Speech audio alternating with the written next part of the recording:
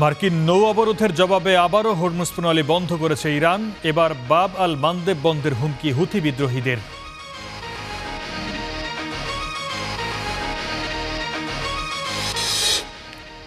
শুক্রবারের আগে যে কোনো দিন ইরান যুক্তরাষ্ট্রের বৈঠক। ইসলামাবাদ ও রাওয়ালপিন্ডিতে চলছে প্রস্তুতি।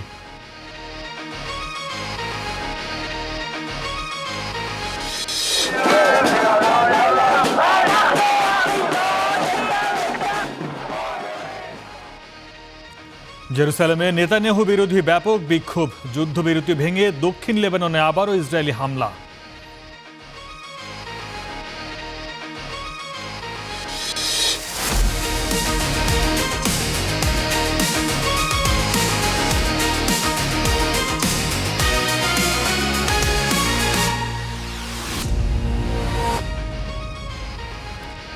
স্বাগত স্টার ওয়ার্ল্ডে, সঙ্গে আছি সর্দার মোহাম্মদ আরিফ। এতক্ষণ শিরোনাম দেখছিলেন। শুরুতেই জানব মধ্যপ্রাচ্যের যুদ্ধের খবর।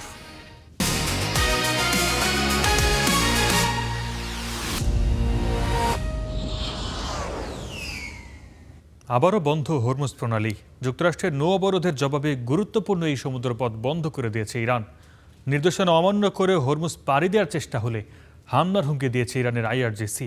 হরমুজ নিয়ে তেহরানের এই হুমকিকে ব্ল্যাকমেইল উল্লেখ করে মার্কিন প্রেসিডেন্ট ডোনাল্ড ট্রাম্প বলেছেন, ইরান চুক্তিতে রাজি না হওয়া পর্যন্ত আরোপিত নৌ অবরোধ বহাল থাকবে। দিক পরিবর্তন করে একে একে ফিরছে হরমুজ প্রণালীগামী তেলবাহী জাহাজগুলো। জাহাজ চলাচল পর্যবেক্ষণকারী সংস্থা মেরিন ট্রাফিকের তথ্য মতে হরমুজ প্রণালী পুনরায় বন্ধ করার ঘোষণার পর থেকেই অনেকগুলো তেলবাহী জাহাজ দিক পরিবর্তন করে ফিরে যায়। ইরানের বন্দরগুলোতে মার্কিন অবরোধ তুলে না নেওয়া পর্যন্ত হরমুজ প্রণালী বন্ধ রাখার ঘোষণা দিয়েছে তেহরান। এ সময় প্রণালীগামী যে কোনো তেলবাহী জাহাজকে লক্ষ্যবস্তুতে পরিণত করার হুমকিও দিয়েছে বিপ্লবী রেভলিউশনারি গার্ড আইআরজিসি। ইরানের সামরিক বাহিনীর অপারেশনাল কমান্ড খতম আল আম্বিয়া এক বিবৃতিতে ইরানের বন্দরগুলোতে মার্কিন অবরোধকে জলদস্যুতা বলে উল্লেখ করেছে। এরই মধ্যে হরমুজ প্রণালী অতিক্রমকারী বেশ কিছু তেলবাহী জাহাজকে বাধা দিতে তাদের ওপর গুলি চালিয়েছে আইআরজিসি।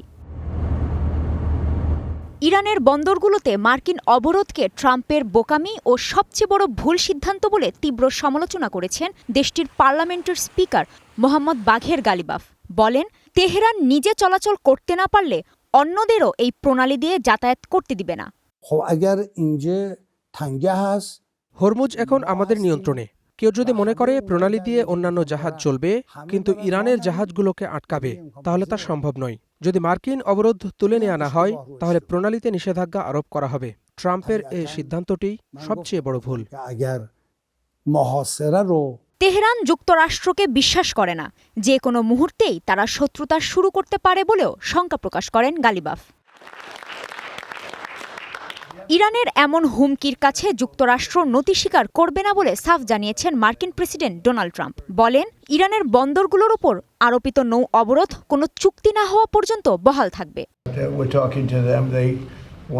ইরান আবার প্রণালীটি বন্ধ করতে চাইছে, কিন্তু তারা আমাদের ব্ল্যাকমেইল করতে পারবে না। তারা এতে অভ্যস্ত হয়ে গেছে। হয়তো তারা এভাবেই চালিয়ে যাবে। ইরানের সাথে আমাদের আলোচনা চলছে, তবে আমরা আমাদের কঠোর অবস্থানেই আছি। হরমুজ প্রণালী আবারও বন্ধ করে তেহরান অর্থনৈতিক সন্ত্রাসবাদ চালাচ্ছে বলে অভিযোগ করেছে সংযুক্ত আরব আমিরাত। এদিকে সংকট সমাধানে আলোচনার দুয়ার খোলা রাখতে চায় ইরান।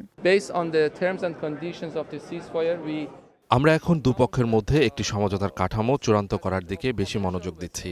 আমরা এমন কোনো আলোচনা চাই না যা ব্যর্থ হতে পারে এবং নতুন উত্তেজনা বৃদ্ধির অজুহাত হতে পারে। তবে ওয়াশিংটনের সঙ্গে নতুন করে সরাসরি বৈঠকের কোনো তারিখ এখনও নির্ধারণ হয়নি বলেও জানান খাতিবজাদে। কাজী শাহরিন, স্টার নিউজ। এদিকে হরমুজের পর এবার লোহিত সাগরের গুরুত্বপূর্ণ আরেক সমুদ্রপথ বাব আল মানদেব বন্ধের হুমকি দিয়েছে হুতি বিদ্রোহীরা। মধ্যপ্রাচ্যের শান্তির পথে যুক্তরাষ্ট্রের বাধা অব্যাহত থাকলে কারো এই পথ খোলার সাধ্য থাকবে না বলে হুঁশিয়ারি দিয়েছেন হুতি বিদ্রোহীদের উপপরাষ্ট্রমন্ত্রী হুসাইল আল এজি। বিশ্ব বাণিজ্যের গুরুত্বপূর্ণ এই পথ বন্ধ হলে বৈশ্বিক জ্বালানি সংকট আরও জটিল রূপ নেবে। 2023 সালের 20 নভেম্বর এভাবেই ফিল্মি কায়দায় গ্যালাক্সি লিডার নামের একটি বাণিজ্যিক জাহাজে আক্রমণ চালায় হুথি যোদ্ধারা। ইয়েমেনের ইরানপন্থী এই সশস্ত্র বিদ্রোহীরা ওই সময় গাজায় ইসরায়েলি আগ্রাসনের প্রতিবাদে লোহিত সাগরে রীতিমতো আতঙ্ক তৈরি করে রেখেছিল। মার্কিন ও ইসরায়েলি বাহিনীর সামরিক অভিযানে ব্যাপক ক্ষয়ক্ষতির মুখেও পিছপা হয়নি হুথিরা। গাজায় যুদ্ধবিরতি কার্যকরের পর লোহিত সাগরে থামে তৎপরতা। তবে হরমুজ প্রণালী নিয়ে ইরানের সাথে মার্কিন উত্তেজনা বাড়ার জেরে ফের সক্রিয়তা বাড়ানোর হুঁশিয়ারি দিয়েছে তারা। এজন্য হাতিয়ার হিসেবে ব্যবহার করা হবে লোহিত সাগরকে এডেন উপসাগরের সাথে সংযুক্ত করা গুরুত্বপূর্ণ প্রণালী বাব আল মান্দেব। সানা থেকে হুথিদের পরিচালিত সরকারের অভিযোগ, মধ্যপ্রাচ্যে শান্তির পথে বাধা সৃষ্টি করছে যুক্তরাষ্ট্র। তাই ইরান যেভাবে হরমুজ আটকে দিয়েছে, তেমনি কণ্ঠনালী চেপে ধরা হবে বাব আল মান্দেব প্রণালীরও। বিশ্বের কোনো শক্তিই তা খুলতে পারবে না বলেও হুমকি দেওয়া হয়েছে।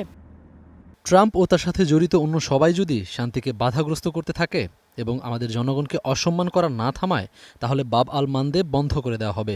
আর সানা যদি এই সিদ্ধান্ত নিয়েই ফেলে, তাহলে মানবজাতি তো দূরের কথা, জিনের পক্ষেও তা খোলা সম্ভব হবে না। এর আগে চলতি মাসের শুরুতে ইরানের সাবেক পররাষ্ট্রমন্ত্রী আলী আকবর ভেলায়েতিও এই পথ বন্ধ করে দেওয়ার হুমকি দিয়েছিলেন। গেল 5 এপ্রিল সামাজিক মাধ্যমে একটি পোস্টে তিনি লিখেছিলেন, প্রতিরোধ ফ্রন্টের ঐক্যবদ্ধ কমান্ড বাব আল মান্দেবকে হরমুজের মতোই দেখছে। বাব আল মান্দেব প্রণালীর সবচেয়ে সংকীর্ণ স্থানটি মাত্র 29 কিলোমিটার চওড়া। গুরুত্বপূর্ণ এই সংকীর্ণ জলপথ ব্যবহার করে সুয়েজ খালের দিকে যেতে পারে জাহাজগুলো। 2023 সালে হুতিরা লোহিত সাগর অবরোধ করার পর সুয়েজ খাল দিয়ে জাহাজ চলাচল প্রায় 50% কমে গিয়েছিল। শিপিং খরচও বেড়েছিল 2 থেকে 3 গুণ। কেবল বিমার খরচই বেড়েছিল 250%-এরও বেশি। ইফফাতিরা, স্টার নিউজ। এদিকে হরমুজ প্রণালী অতিক্রমের সময় ভারতীয় পতাকাবাহী দুটি জাহাজে গুলি চালিয়েছে ইরানের বিপ্লবী গার্ড বাহিনী IRGC। এমন দাবি করে দিল্লিতে ইরানের রাষ্ট্রদূত মোহাম্মদ ফাতালিরকে তলব করেছে ভারত সরকার। তার কাছে জাহাজে গুলিবর্ষণের ঘটনায় আনুষ্ঠানিক প্রতিবাদ জানানো হয়। গত শনিবার হরমুজ প্রণালী অতিক্রম করার সময় ইরানি গানবোট থেকে ভারতের বাণিজ্যিক জাহাজে গুলিবর্ষণ করা হয়। ভারতীয় সংবাদ মাধ্যম NDTV বলছে, জগ অর্ণব ও সানমার হেরাল্ড নামে জাহাজ দুটি ওই হামলার মুখে পড়ে। তবে এতে কেউ হতাহত হয়নি। জাহাজ দুটিরও কোনো ক্ষয়ক্ষতি হয়নি। তবে এই ঘটনার পর জাহাজ দুটি ফিরে যেতে বাধ্য হয়।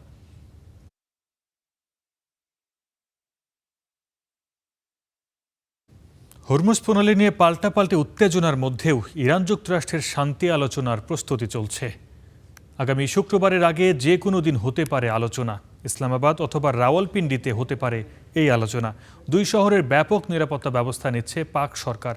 ইরানি প্রেসিডেন্ট মাসুদ পেজেশকিয়ান জানিয়েছেন, আলোচনায় অগ্রগতি থাকলেও পারমাণবিক ইস্যুতে এখনও বড় ধরনের মতপার্থক্য রয়ে গেছে। যুক্তরাষ্ট্র ও ইরানের মধ্যে দ্বিতীয় দফা আলোচনা কবে হবে তা এখনও নিশ্চিত নয়। পাকিস্তানের রাজধানী ইসলামাবাদে সোমবার দ্বিতীয় দফার আলোচনায় বসবে যুক্তরাষ্ট্র ও ইরান। দুই দেশের কর্মকর্তাদের কেউ কেউ এমনটা জানালেও এখন পর্যন্ত বৈঠকের বিষয়টি অনিশ্চিত। এরপরও ইসলামাবাদে নেওয়া হয়েছে সর্বোচ্চ নিরাপত্তা ব্যবস্থা। আল জাজিরাকে পাকিস্তানের দুটি নিরাপত্তা সূত্র জানিয়েছে, আগামী শুক্রবারের আগে যে কোনো দিন হতে পারে দ্বিতীয় দফা আলোচনা। এর অংশ হিসেবে রাওয়ালপিন্ডির নূর খান বিমান ঘাঁটিতে দুটি মার্কিন কার্গো বিমান অবতরণ করেছে। সেই সাথে ইসলামাবাদের সেরেনা ও মেরিয়ট হোটেলে শুক্রবার পর্যন্ত নতুন করে নেওয়া হচ্ছে না কোনো বুকিং। পরবর্তী আলোচনাও যাতে চুক্তি ছাড়াই শেষ না হয়, সে লক্ষ্যে কূটনৈতিক দৌড়ঝাঁপ চালিয়ে যাচ্ছে পাকিস্তান। মার্কিন নতুন বার্তা নিয়ে তেহরানে যান মধ্যস্থতাকারী সেনাপ্রধান ফিল্ড মার্শাল আসিম মুনির।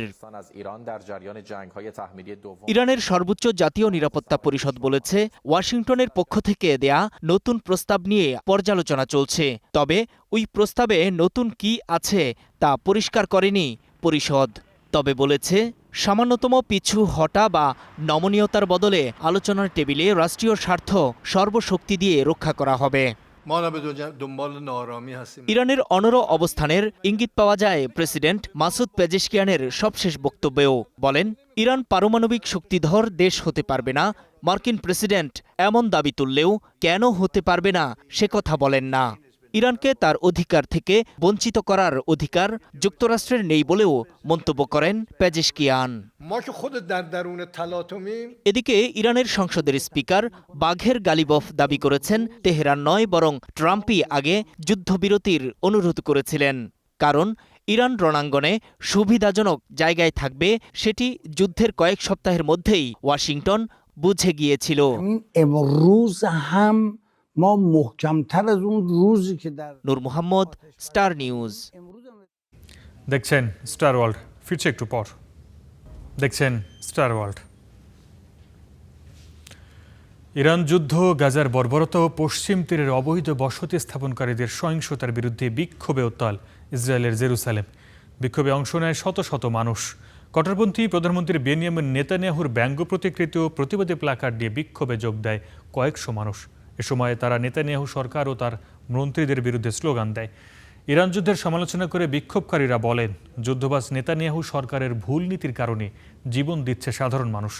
পশ্চিম তীরে ইহুদি বসতি স্থাপনকারীদের সহিংসতারও প্রতিবাদ জানান বিক্ষোভকারীরা। তারা বলেন, সরকারের উস্কানিতে সন্ত্রাসীরা ফিলিস্তিনিদের জমি দখল করে সেখানে সংঘাতের পরিবেশ সৃষ্টি করছে।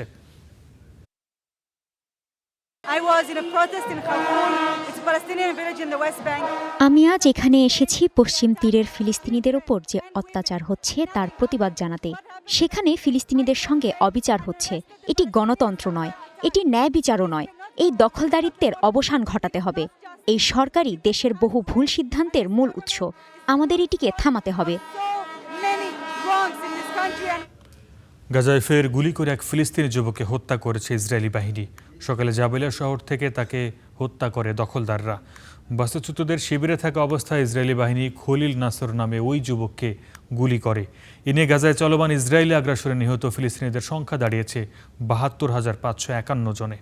আহত হয়েছে ১,৭২,২৭৪ জন। ফিলিস্তিনের স্বাস্থ্য কর্তৃপক্ষ জানিয়েছে, গত ২৪ ঘন্টায় গাজার হাসপাতালগুলোতে দুজনের মৃতদেহ আনা হয়েছে, যাদের মধ্যে একজনের দেহ ধ্বংসস্তূপের নিচ থেকে উদ্ধার করা হয়। এদিকে ২০২৩ সালে গাজায় গণহত্যা শুরুর পর থেকে জেরুসালেম সহ পশ্চিম তীরে ২৩,০০০-এর বেশি ফিলিস্তিনিকে আটক করেছে ইসরায়েল।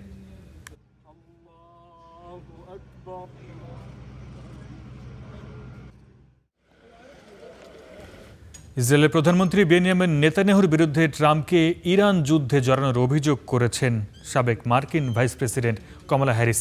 যুক্তরাষ্ট্রের মিশিগানে এক অনুষ্ঠানে দেয়া বক্তব্যে তিনি বলেন, নেতানিয়াহুর প্ররোচনাই যুক্তরাষ্ট্রকে এই সংঘাতে টেনে এনেছে। ট্রাম্প প্রশাসনের যুক্তরাষ্ট্রের ইতিহাসে সবচেয়ে দুর্নীতিগ্রস্ত আখ্যা দিয়ে কমলা হ্যারিস বলেন, এই যুদ্ধ কেউ চায় না। আমেরিকার জনগণও এই যুদ্ধের বিপক্ষে।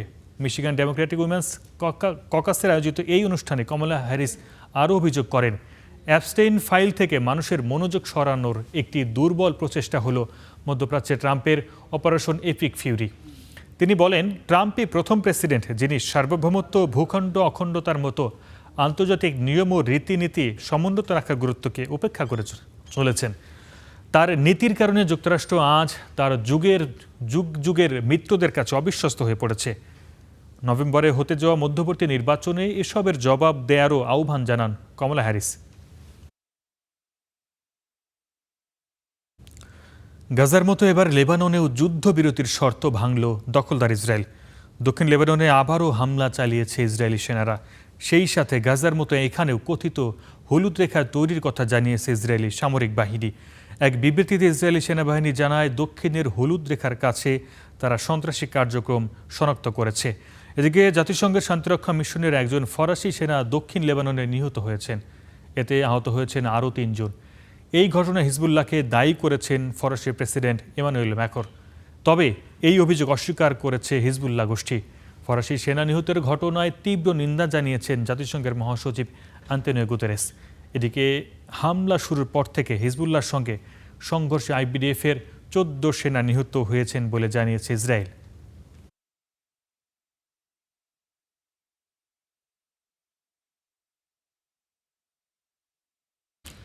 আবারও দূরপাল্লার ব্যালিস্টিক ক্ষেপণাস্ত্রের মহড়া চালিয়েছে উত্তর কোরিয়া।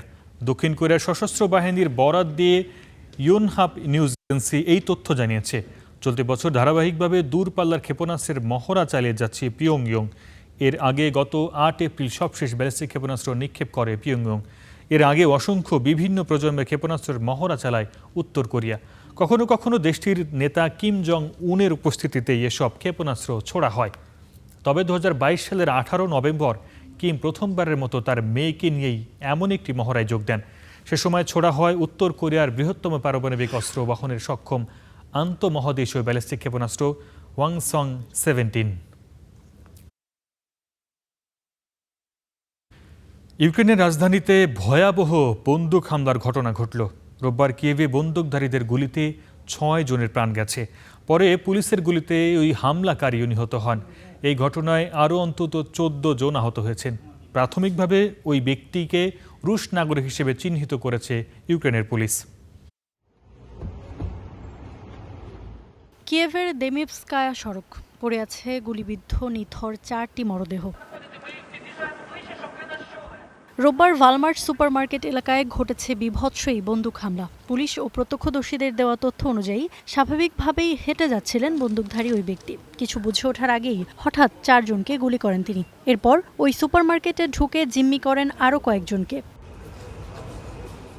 খবর পেয়ে দ্রুত ঘটনাস্থলে পৌঁছায় পুলিশ। জিম্মিদের নিরাপত্তা নিশ্চিতে সরাসরি কোনো সংঘর্ষে না গিয়ে আলোচনার মাধ্যমে পরিস্থিতি ঠান্ডা করার চেষ্টা করেন তারা। প্রায় 40 মিনিট কথোপকথনের চেষ্টায় কোনো সাড়া দেয়নি ওই ব্যক্তি, উল্টো এক জিম্মিকে হত্যা করে। পরে বাকিদের নিরাপত্তা নিশ্চিতে তাকে গুলি করে হত্যা করে পুলিশ। পুলিশ ঘটনাস্থলে পৌঁছে প্রায় 40 মিনিট তাকে বোঝানোর চেষ্টা করেছে। তার জিম্মায় একজন আহত ব্যক্তি আছেন বুঝতে পেরে তাকে প্রাথমিক চিকিৎসা দেওয়ার চেষ্টা করা হয়, কিন্তু পুরো 40 মিনিটে ওই ব্যক্তি কোনো সাড়া দেয়নি। পরে তিনি এক জিম্মিকে হত্যা করলে বন্দুকধারীকে নিষ্ক্রিয় করার নির্দেশ দেওয়া হয়। এ ঘটনায় আরও অন্তত 4 জন গুরুতর আহত হয়েছেন। মানসিকভাবে ট্রমাগ্রস্ত হয়েছেন 10 জন। বর্তমানে তাদের সবাই হাসপাতালে চিকিৎসাধীন রয়েছেন। ঘটনার পরপরই এক বিবৃতিতে প্রতিক্রিয়া জানান ইউক্রেনের প্রেসিডেন্ট ভলোদিমির জেলেনস্কি। হতাহতদের পরিবারের প্রতি শোক ও সমবেদনা জানান তিনি। জানান তদন্ত চলছে। পরে একটি ভিডিও বার্তাও প্রকাশ করেন। নিহতদের পরিবারের প্রতি আমার গভীর সমবেদনা। এই ঘটনার তদন্ত চলছে। শীঘ্রই বিস্তারিত জানা যাবে বলে আশা করা হচ্ছে। পুলিশ ও ইউক্রেনের সিকিউরিটি সার্ভিসের তদন্তকারীরা এই বিষয়ে কাজ করছেন। যাচাইকৃত তথ্য জনসাধারণের জন্য উন্মুক্ত করা হবে। পুলিশ বলছে প্রাথমিক তদন্তে জানা গেছে বন্দুকধারী ওই ব্যক্তি একজন রুশ নাগরিক। 58 বছর বয়সী ওই ব্যক্তি ইউক্রেনে বন্দী ছিলেন। রোববারের গুলির ঘটনার আগে তিনি নিজের অ্যাপার্টমেন্টে আগুন দিয়ে বেরিয়েছিলেন বলেও খবর পাওয়া গেছে। ইফাতিরা, স্টার নিউজ। আফ্রিকা সফরে এবার অ্যাঙ্গোলায় পৌঁছেছেন ক্যাথলিক খ্রিস্টানদের সর্বোচ্চ নেতা পোপ লিও। শনিবার দেশটির লাউন্ডা বিমানবন্দরে তাকে স্বাগত জানান গির্জার নেতা ও সরকারি কর্মকর্তারা। পোপ লিওর আগমন ঘিরে উৎসবমুখর হয়ে উঠেছে সাবসাহারা দেশ অ্যাঙ্গোলা। ঐতিহ্যবাহী সাজ পোশাকে নেচে গিয়ে পোপকে বরণ করে নেন শহরটির বাসিন্দারা। তাদের বিশ্বাস, সুস্বাস্থ্য ও সৌভাগ্য নিয়ে এসেছেন পোপ লিও। এই সফরে তিনি যুদ্ধ, দুর্নীতি ও আফ্রিকার সম্পদের শোষণ নিয়ে আগের তুলনায় আরও কঠোর অবস্থান ব্যক্ত করেছেন। শনিবার প্রেসিডেন্ট প্যালেসে অ্যাঙ্গোলার প্রেসিডেন্ট ওয়াং লরঙ্গোর সাথে সাক্ষাৎ করেন পোপ। পরে দেশটির রাজনৈতিক নেতা ও নাগরিকদের উদ্দেশ্যে বক্তব্য দেওয়ার কথা রয়েছে পোপের। গত বছর নির্বাচিত হওয়ার পর এটি পোপ লিওর প্রথম আফ্রিকা সফর। অ্যাঙ্গোলার আগে তিনি আলজেরিয়া, ক্যামেরুন সফর করেন। এরপর ইকুয়েটোরিয়াল গিনি ভ্রমণের মধ্য দিয়ে শেষ হবে তার আফ্রিকা সফর।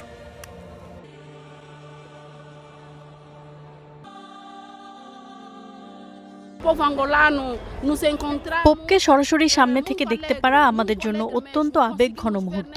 পোপ শান্তির বার্তা নিয়ে এসেছেন বলে আমরা আশাবাদী। আমরা খুবই আনন্দিত যে পোপ অ্যাঙ্গোলায় এসেছেন। তিনি আমাদের জন্য সুস্বাস্থ্য ও আশীর্বাদ নিয়ে এসেছেন। চীনের স্মার্ট ডিভাইস নির্মাতা ওয়ানরের ফ্ল্যাগশিপ মানবাকৃতির রোবট লাইটেনিং 2026 সালের বেইজিং ইটাউন হিউম্যানয়েড রোবট হাফ ম্যারাথনের শীর্ষ 3টি স্থান দখল করেছে। গেলবারের চেয়ে রোবটের গতি ও প্রযুক্তির দক্ষতা উল্লেখযোগ্য উন্নতি দেখা গেছে। প্রায় 22 কিলোমিটার দীর্ঘ এই হাফ ম্যারাথনে চ্যাম্পিয়ন রোবটটি সময় নেয় 50 মিনিট 26 সেকেন্ড, যা মানুষের বিশ্ব রেকর্ডের চেয়েও প্রায় 7 মিনিট দ্রুত। প্রতিযোগিতায় স্বয়ংক্রিয় ও রিমোট কন্ট্রোল 2 ধরনের রোবটই অংশ নেয়। নিয়ম অনুযায়ী রিমোট কন্ট্রোল রোবটের সময় 1.2 গুণ করে হিসাব করা হয়। আয়োজকরা জানান এবার অংশগ্রহণকারী দলের সংখ্যা 20 থেকে বেড়ে 100 ছাড়িয়েছে, যার মধ্যে বিদেশি দলও।